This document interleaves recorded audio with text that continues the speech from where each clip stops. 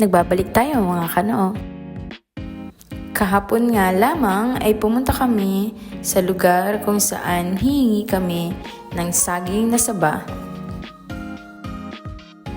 Wala lang, bigla lang namin naisipan na maglupak or niyubak na usong-uso sa probinsya ng Marinduque at kilala din dito sa probinsya ng Mindoro. Talagang napakahirap ng proseso ng meriendang ito. Kaya naman, ito na't sisimula namin ang pagtiba ng saging. Maraming salamat nga pala sa kakilala, kapitbahay namin na nagbigay ng saging na saba.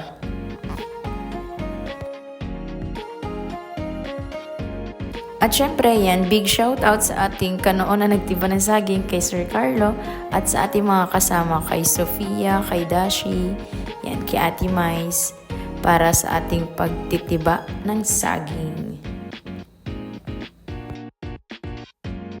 Pag maglalakad ka nga pala dito sa daan ng Mindoro, maaamoy mo yung amoy ng kalabaw, yung parang sa lubluban. Kaya yan, kahit saan ka pumunta, merong karabaw. Hindi yung karabaw si Sir Carlo.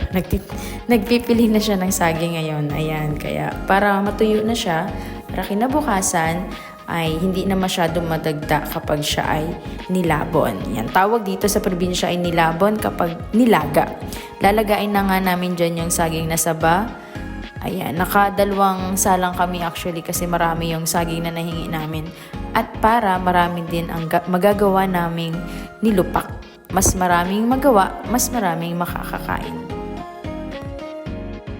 Yan, at syempre, para hindi maaksaya sa gasol, naglaga kami ng saging ay sa uling. Ayan, para mas masarap at mas malasa ang ating saba. Yan, pupunta kami ngayon sa paghihiraman namin ng lusong para magawa na natin ang ating nilupak.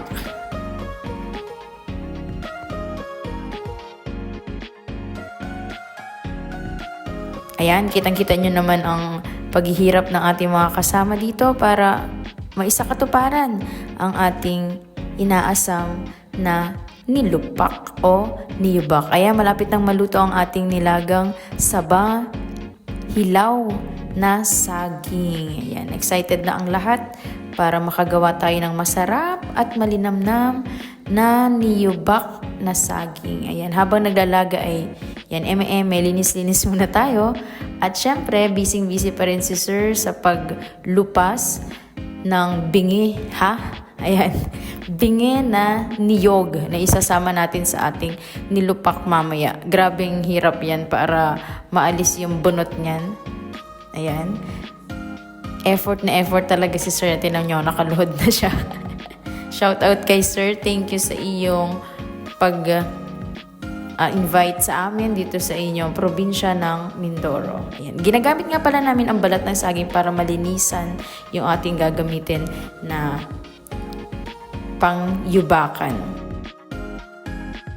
At ayan, bilang sikreto para hindi magtalsikan ng mga saging, paunti-unti lang siya at hanggang sa madurog siya ng madurog. Medyo mahirap talaga sa una pero pag nakuha mo na yung technique, mas madali nang matatapos. Yan. Secret nga pala, lalagyan daw ng gatas, kondensada ang ating niyubak para siya ay mas malinamnam at mas masarap. Saka balance lang sa paglagay ng bingi o nyog at paglagay ng asukal. Tamang tamis lang siya kasi masarap na siya mamaya. Lalagyan natin ng star margarine at special na mani para sa ating toppings.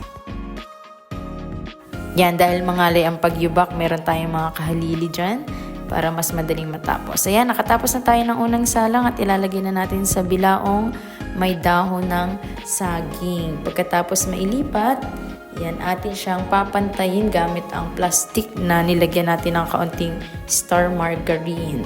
Ayan, napakaganda ng presentasyon. Siyempre, gagayatin natin siya para mas madali nating makuha kapag kakain na tayo mamaya. Napakasarap. Habang ginagawa namin yan ay takam na kami. Napakaganda tingnan, napakasarap at napakalinamnam. Nagpapakulay sa kanya yung star margarine sa ibabaw. At syempre, hindi mawawala ang mani. Siya yung nagpapasarap dyan. Ayan, napakasarap.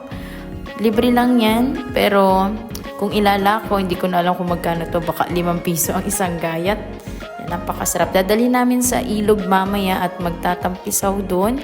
Maliligo habang kumakain ng niyubak. Masarap yan na pampalit sa kanin. Hindi na nga kami nakapagtanghalian dahil dyan sa niyubak na ginawa namin. Napakasarap talaga. Malinamnam. Hanggang sa muli mga kano, maraming salamat sa panonood.